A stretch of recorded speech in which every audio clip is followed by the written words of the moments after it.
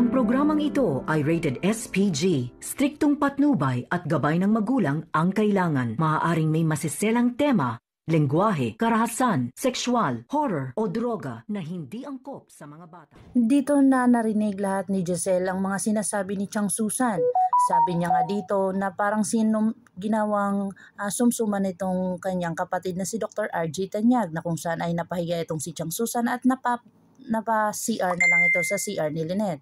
Dito na sinabi ni Giselle ang katotohanan na kung saan naniniwala siya kay Ubeng, na kung saan talagang may posibilidad na si Dr. Carlos Benetes ang pumawa sa kanya at humampas ng kanyang ulo. At 100% talaga siyang naniniwala kay Annalyn na kung saan talagang hindi naman ito magsisinungaling sa kanya. Sinabi nga dito ni Giselle na talagang baka si Dr. Carlos Benetes talaga ang may pagkakamali, na kung saan paniniwalaan niya naman ang kanyang anak, na kung saan siya ang nagpalaki nito at kung saan talagang kilalang-kilala niya ang kanyang anak at hindi ito magsisinungaling kung walang nakikitang mali. Dito na nga napaisip itong si Lynette at talagang bumalik sa kanyang alaala ang ginawa ni Dr. Carlos Benetes. Dito na nga ay sinaktan siya at talagang ang kanyang kamay ay nagkaroon ng pasa.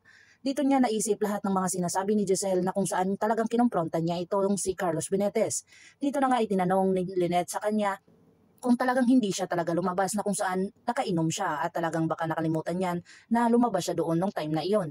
Dito na talagang guilty si Dr. Carlos Benetes at galit na galit dito kay Lynette dahil nasaktan daw siya, kesyo ganyan, kesyo ganito, na kung saan hindi naman ayun ang punto ni Lynette. Nagtatanong lang siya pero ang pinalabas niya na sinaktan daw siya ni Lynette dahil sa mga tanong na hindi siya naniniwala dito sa kanyang magiging asawa. Kung ganun lang din naman ay dapat na nilang putulin at pahingahin muna ang relasyon para hindi na daw masaktan ang lahat ng taong nakapaligid sa kanila, lalong-lalo na ang kanyang anak na si Annalyn. Dito na pinakonsensya ni Dr. Carlos Benetes itong si Lynette kung saan talagang walang nagawa si Lynette sa mga sinasabi ni Dr. Carlos Benetes. Dito na nga ay talagang gusto ni Annalyn na tulungan ang kanyang mga kaibigan pero nadismaya siya dito dahil sa hindi na daw sila hiring ni Dr. Carlos Benetes. Pero pinersonalize na nila ang kanilang mga usapan na kung saan talagang galit na galit sa kanya si Dr. Carlos Benetes, at dito na din ay talagang hindi din naniniwala itong si Annalyn na wala siyang kasalanan dahil alam niya na si Dr. Carlos lang ang may puntong gumawa ng ganun sa kanyang ama dahil sinuntok nga siya dito ng kanyang ama.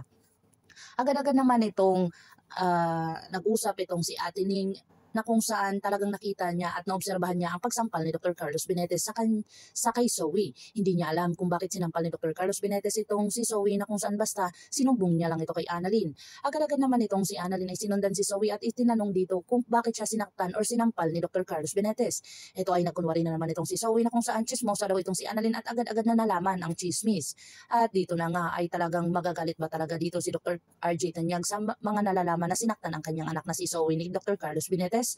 Magkakaroon kaya dito ng kaguluhan tungkol sa ganitong sitwasyon? Malalaman kaya ni Dr. RJ Tanyag na anak ni Dr. Carlos Benetes itong si Zoe, kaya nasaktan niya dahil masama ang kanyang mga sinasabi dito? Abangan natin ang mga susunod pa na episode na ito, ang Abot Kamay na Pangarap. Kung bago lang po kayo sa aking channel, please like, share, and subscribe para ma-update po kayo sa mga susunod pa. Yun lamang po at maraming salamat.